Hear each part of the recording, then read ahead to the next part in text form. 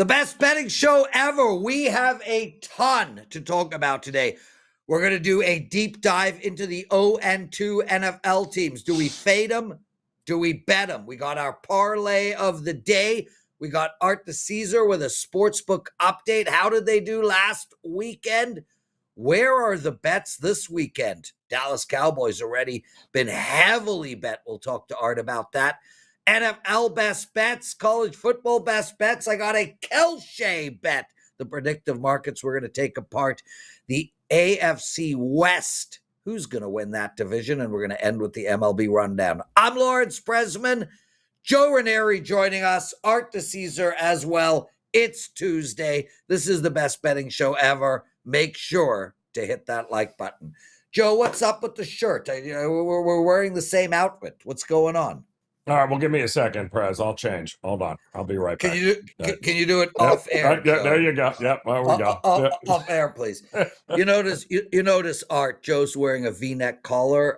Yesterday's news, Art. I know you're not Mr. Fashionado, but V-necks have gone the way of the dinosaur. I still wear V-neck T-shirts. I don't know what you're talking about. Yeah, well, that's what I said. You're not a fashionado. Don't encourage him. Do not encourage him. What's it called? A fashionista or something? I mean, Prez, hold on. You're wearing a trucker hat like you're Ashton Kutcher in 2004. Let's not talk about fashion. Relax. I'm gonna set this one out. Yep. Pat Riley just called. Hair gel. Listen. Okay. Listen, nice earmuffs, dude. That's all I'm going to say. Nice earmuffs. We're good. And the crazy thing is I have these in my hand. I can literally just put these on right now. Oh, yeah. But you know what it is, Joe?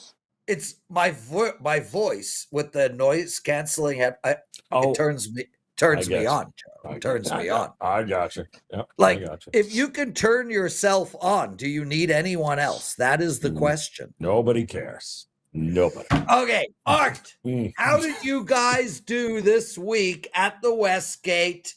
What helped? What hurt?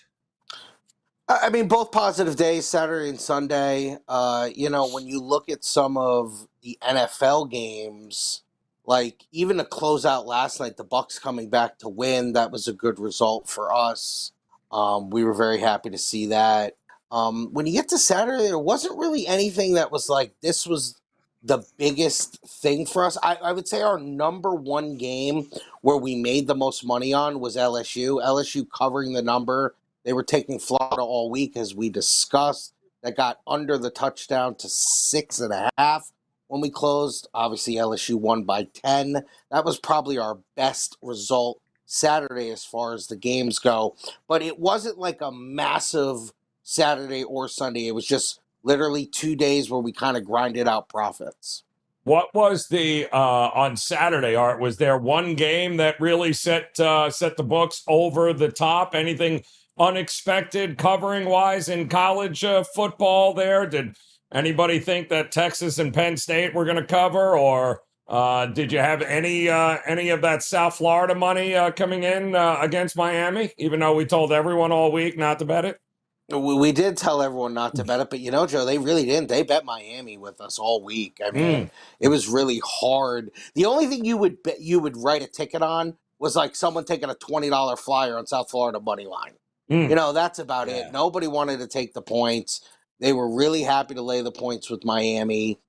Kind of a weird one. Ohio State not covering was interesting. That was a game actually we lost on. People took Ohio at 32, 31, 30.5. So I think Ohio ended up winning by like 28 or 29. They did not cover. So that was kind of like an off-the-beat radar one where the big favorite did not come through for us because all the dog money came in all week. Art DiCesare joining us, everyone. You're watching the best betting show ever. Hit that like button. This show is online around 1 p.m. Eastern every single day at WagerTalk TV, Monday, Tuesday, Wednesday, Thursday, and Friday. So please watch our shows. Every day is slightly different. And make sure to hit the like button and make sure to comment. The word of the day is hurry, because I saw it down on the board. Hurry. HURRY. Put that up in the chat, in the comment section if you have nothing to say. Art, before we turn our attention to where the money is going in Auburn, Oklahoma, Michigan, Nebraska, Illinois, Indiana, and some of the NFL games, we had two high profile. I mean, I don't know if Denver and Indy is a high profile game, Clemson, Georgia Tech, but we had two games decided by insanity at the end. Did both help you? The Clemson one was not good for us because Georgia Tech received money all week, and there was some money on the money line there.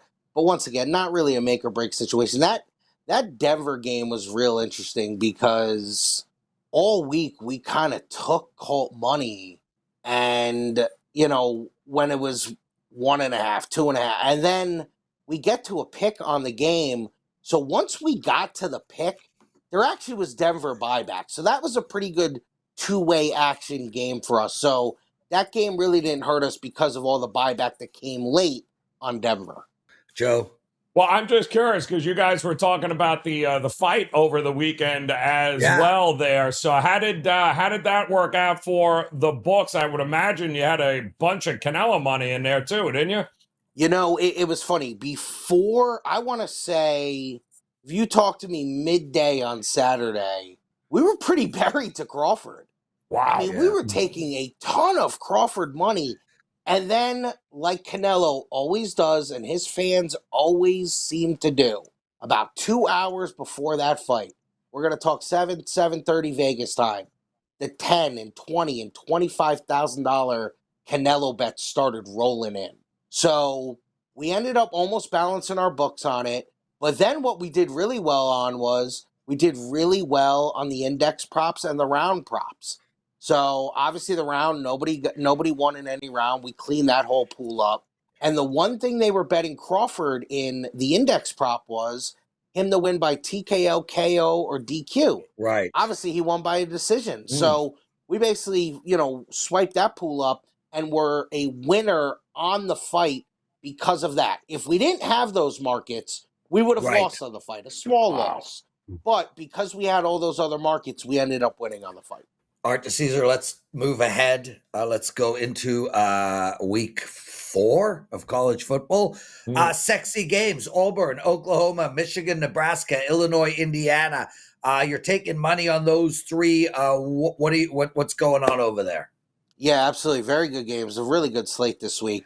Start with Michigan at Nebraska. That was a game of the year for us over the summer. Michigan 3. We opened Michigan -1.5 on the reopen. So we've downgraded Michigan a little bit. We've upgraded Nebraska a little bit. But the Sharps took Michigan at -1.5. We're now 2.5 on that. Total's gone from 44.5 to 45.5. Auburn, Oklahoma, there really hasn't been much of a change from our game of the year number. We had Oklahoma -6. That's now 6.5. That's actually seen pretty good two-way action on it. So, and I think you'll get that because you're basically right at that touchdown. I don't know if we'll ever get to 7 unless we take a massive bet on Oklahoma. I feel like we'll stay at that 6.5. Total has also gone up from 48 to 49. This is a fascinating game in the Big Ten. I don't think many people know much about Illinois. Obviously, Indiana was a darling last year. That game of the year number over the summer was Indiana -4. We reopened it Indiana -4, but have taken nothing but Indiana money. Got us up to as high as 5.5 yesterday. A little bit of nibble on Illinois at 5.5. We're now 5 on the game. Also over money there, 51.5 to 52.5. I expect that total to even go up a little bit higher because that's the way Indiana likes to play. So a couple of, obviously not as many top 25 head-to-heads that we had last week there, Art, but the Miami-Florida game is proving to be pretty interesting now as well. Could it be the swan song for Billy Napier? Does he come to South Florida and get absolutely waxed? Are you seeing any sort of movement there towards Florida? It looks like they got bet down from the original open there.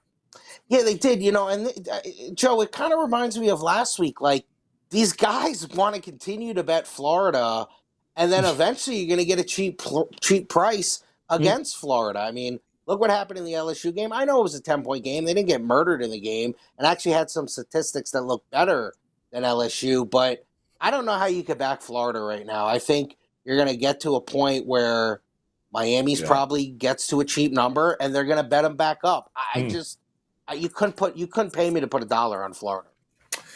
Art, let's keep moving. NFL. You want to talk cards? 49ers, Rams, Eagles, Bengals, and Vikings. I want to know about the Dallas game myself, only because, plus 1.5 last night. Now we've got -1 at some books. There's substantial money, obviously, coming in on that game.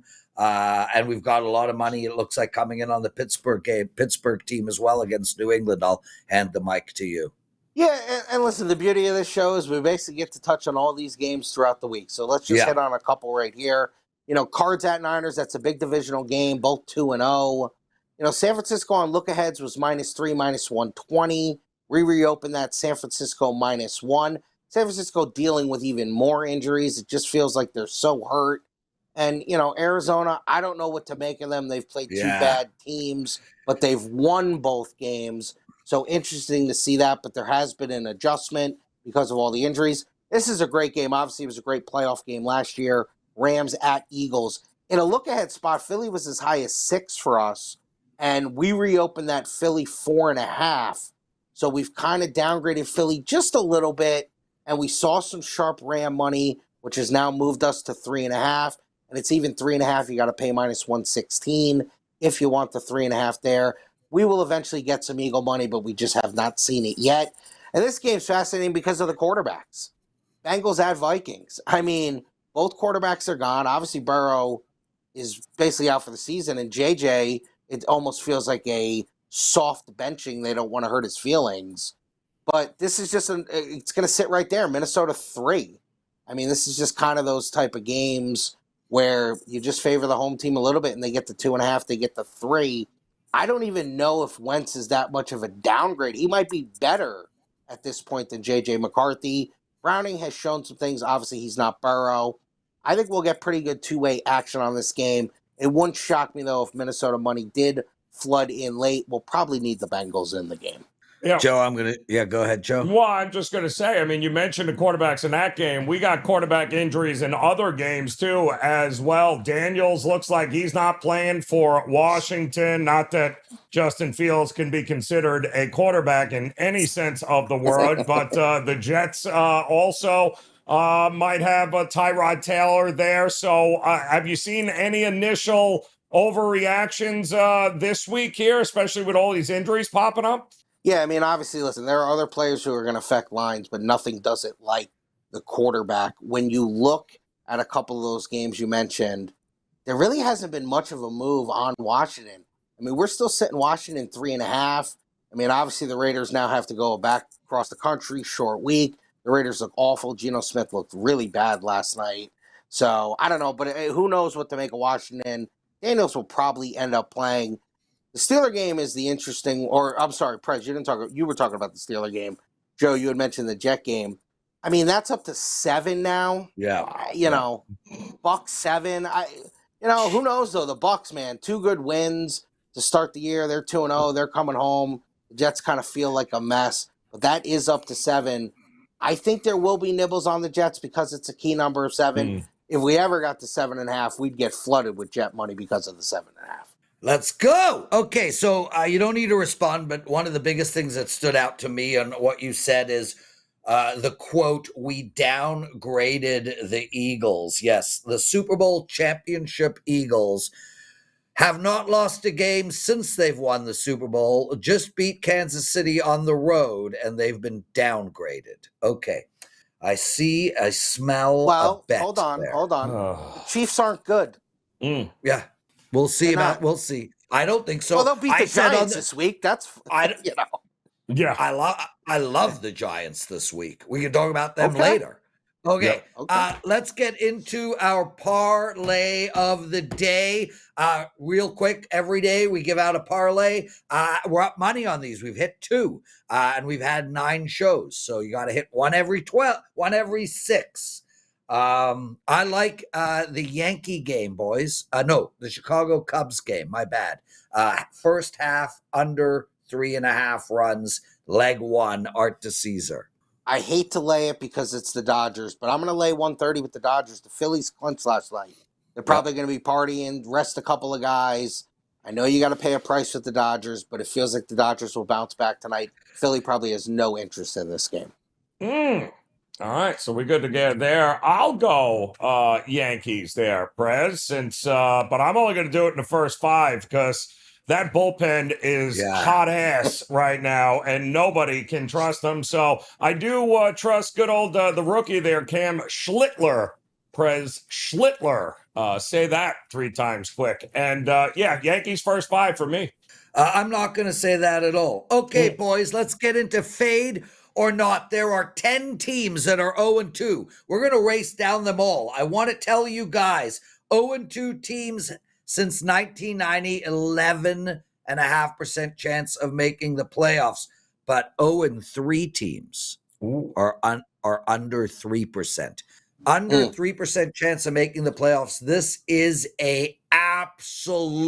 this is like, I guess you could call this moving week, if you will. Let's go. Cleveland Browns 0-2, hosting Green Bay. I think they are a bet on team right now, and I'm actually looking to take them in this spot. Joe? No, they're a fade for me. You'll see Dylan Gabriel before long. Joe Flacco is going to get killed, and that defense is going to run out of steam by week 6. So, they're a fade for me. Art? I think they're a fade long term, but I'm with Prez. This week, I like them in the spot. Yeah, no, and I agree with that. I think they're a bet on for the next couple of weeks, especially this week. But yes, long term, I see Gabriel too. Miami Dolphins are a bet against team, period. I think they're going to get blown out on Thursday. And I think Mike McDaniel will be gone on Friday. With that said, 16.5 team total over. I just wanted to throw that out there. Minus 145. I freaking love that bet. Joe, Miami, fade or not? I can tell you right now, it's a fade. Miami fans are fading them and hoping they get blown out this week so they can fire everyone and start from scratch. Art? They're a complete fade, and even if McDaniel was plus 110 to be first coach fired, I'd go bet it. It's plus money. He's awful. Yeah. New York Jets are a fade team to me for sure. And I know we spoke about them at the top at +7 against Tampa Bay, fading them this Sunday as well. Joe? Yeah, no more Jets for me. Fade. Shame on me for betting them last week and thinking they'd actually show up. No, fade. Art? I'm fading the Jets now, in the past, in the future. And forever. Forever. Yep. Tennessee Titans. This is not part of fade or not fade. This is the third section. Stay away. And that's what I'm doing. Joe? Oh, stay away. No, I kind of like Tennessee. I am not a believer in Indy. So I am not fading them at all. I think they play really good defense. They won't be in a dome. And I think they've got a pretty good shot at pulling out an upset here this week. Yeah, especially this week, divisional home dog. And before it got away from them, they were up 16-13 in that Ram game. You know, they're going to be frisky. The quarterback will keep them in games, and the defense too. I wouldn't be a fade guy on them. I'd be a buy guy on them. There we go. Carolina Panthers are buy for me this week. Careful. Treading water lightly. Moving forward, I don't quite know yet. So I'm going week to week on them, and I'm probably looking at a buy, but very lightly. Joe? I backdoor cover last week against Arizona. As long as teams keep giving them a reason to hang around games, they're going to cover. I would not be fading Carolina right now. Art? Yeah, and you'll probably get some inflated prices where you can get some late backdoor covers. Prez, I'm going to use your kind of thing. Stay away. I don't know what to make of this team. New Orleans Saints, guys, I'm going to be betting against them in Survivor every week. I've done it so far. I'm going again this week. I'm playing against them in Survivor as well with Seattle. This is a fade team completely. I mean, at the highest level, Joe. Well, they might as well start winning some games now because, Arch Manning ain't going to be the answer, New Orleans. I can tell you that. So, but they're a fade until further. As long as Spencer Rattler is your quarterback, I'm good. Fade for me. Art? They are definitely a fade. They've been a fade since the preseason. They have to be moving forward. Joe, I'm a fade on the Chicago Bears this week, especially and moving forward. I think this Caleb Williams experiment could be tough. Well, if they're going to get it going, it's got to be against this Dallas defense, right? So, always worried about fading teams off of, giving up 50 some odd points like they just did here. We're going to learn a little something about this locker room, I think, and Ben Johnson as a head coach quickly. I would stay away from Chicago right now. New York Giants are a not fade team. I'm looking to bet on this team, and I'm looking to bet on this team this week against Kansas City. So I could see an upset here, Joe. Art, am I missing something here? Did he just say fade Kansas City, but back the Giants? Is that what he Correct. just said? Oh, hell no, Prez. I could not be further apart with you there. We did the same crap with Brady and Belichick for how many years, Art, did we did it? Right at this point, being like, oh, no, it's over. No, it is not over until the fat lady sings. And I haven't seen Travis Kelce sing yet, so I'm good. I'm 2-0 fading the Chiefs. Art, we're not talking about the Chiefs. I think the Giants are a bet on team. No. Man, I don't know. And this is a lifelong Giant fan talking. I don't know what to make of that game last week. I think the Giants are a fade. There we go. We disagree. Houston Texans. This is a fade team for me, Joe. They can't run the ball. They can't run. They're not going to beat anybody if C.J. Stroud's got to drop back and throw 30, 35 times no protection. No protection whatsoever either. Nope. That Tunsil, getting rid of Tunsil, he was getting... Brilliant. Stroud was getting slaughtered last night. Fade or not fade, Art? Joe said it. They can't run. They can't block. I don't know if Stroud is any good, but we don't know because he's always running around. That vaunted defense, which everyone says is one of the best in the leagues, they feasted a little bit last night on Tampa's bad offensive line. The only thing that helps them is the division's bad. Yeah. So I might keep them in it, but you can't like what you've seen in the first 2 weeks. 0-2 Kansas City Chiefs team with no wide receivers, struggling in every facet of the game on the road in New York. Here they are, a huge favorite. Fade. Joe?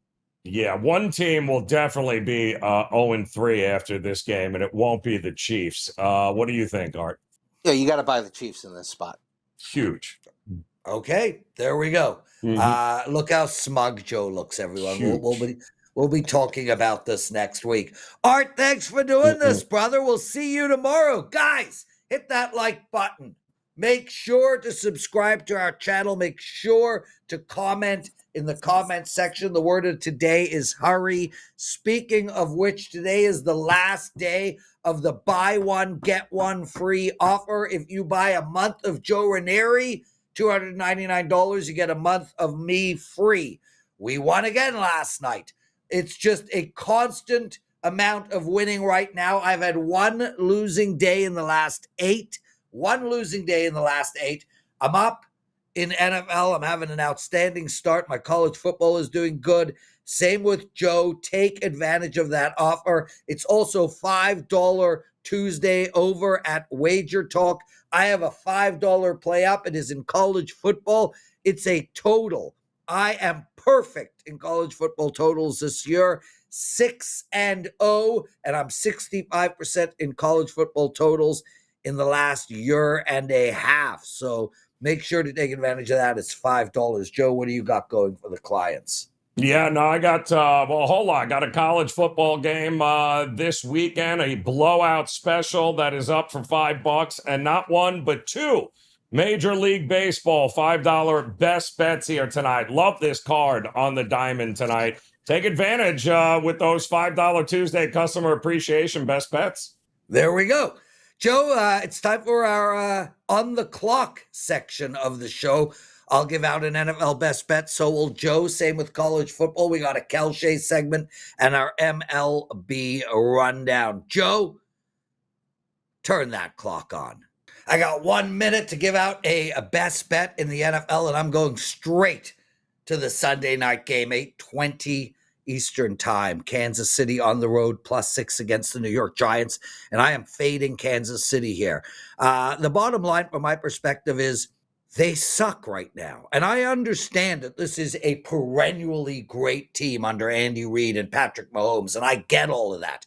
But this team is lacking wide receivers at a very, very high level. This team is lacking a tight end. KALSHI is done. This team has zero running game. Kareem Hunt can't cut. Pacheco looks horrible. Patrick Mahomes is a god, and I get it. But one man does not make a team. Ask Dan Marino. I just look at this Kansas City team and I think they struggle to score. The Giants have already shown us that they can score 6 points at home, backdoor, wide open. I think the Giants can win this game outright. I take the Giants +6. I'll take them right now, Joe. Liking that. All right. Well, we talked about this team and fade or not. And this week, I think I'm going to have to fade them. And that is the Panthers here, who lost not one, but two of their starting offensive linemen in that game against Arizona. Now they got to go home and they're going to take on an Atlanta team feeling pretty good. Divisional rivalry here. I just don't think they have enough. And I don't think they're going to be able to protect Bryce Young at all. I would look, though, instead of, because that backdoor cover might very well come in play, but I would look to fade their team total in this game. Prez, 19.5, I think is what it was. I don't see him getting more than 17 points in this game. So that's how I am fading them this week. Yeah, love that, Joe. College football best bets. I'm going straight to La Tech here, Joe. They're -3. They're -3 against Southern Miss, and this team is flying way under the radar. This team last week put on a freaking clinic. They racked up 575 yards on offense.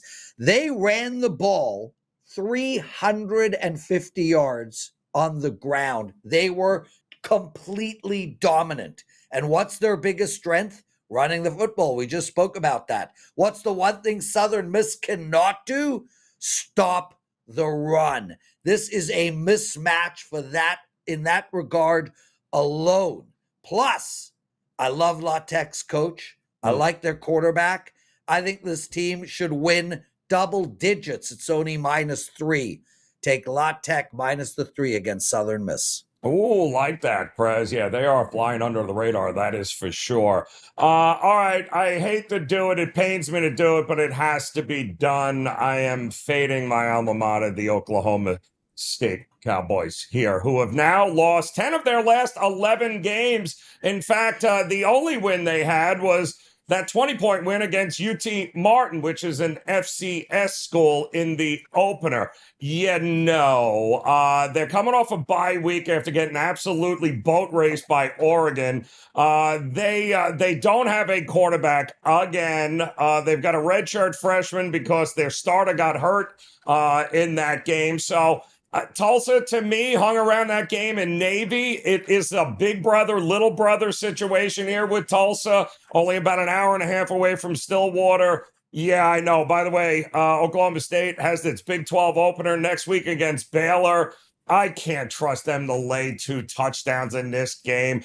Give me Tulsa here. I think they give them all they can handle in this spot, Prez.